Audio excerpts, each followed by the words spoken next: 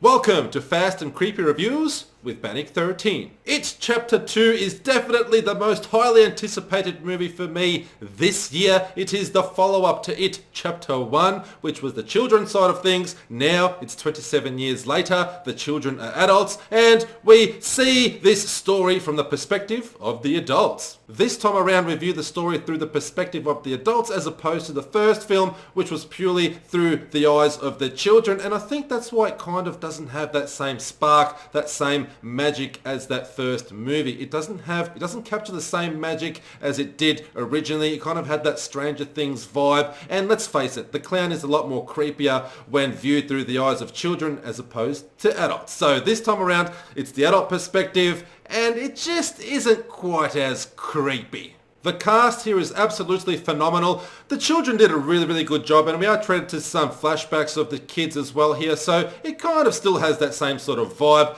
But Bill Hader definitely shines and is a standout here as the comedy relief in the film. Definitely hilarious and definitely did an amazing job. The biggest negative I feel with this film is the goddamn CGI. I don't know why they went with such a goosebump story, teenager, CGI, crappy look for a lot of these scary scenes. It really doesn't make the scenes seem any more scary. In fact, it takes away from the scare factor.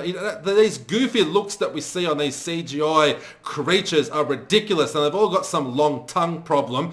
While most of them do this stupid long tongue, they have a goofy look on their face. They look a bit like Gollum or just something out of a teenage Goosebumps movie or TV show. Really hated the CGI. I wish they went for some more practical effects. That is definitely the weakest point of the movie. I don't know what they were thinking with some of the CGI. The best parts of this film are definitely when It, or Bill Skarsgård, the actor that plays It, is actually on screen. Those bits are by far the best in the movie, especially when there are some child victims included. Those scenes are definitely as creepy as the movie gets, and they're done very well. I love when there's a child victim and It himself, the clown, is in the scene. Those are magical. I wish they did more of those and we saw more of It himself, the clown, Pennywise, and they kind of just reduced a lot of the CGI.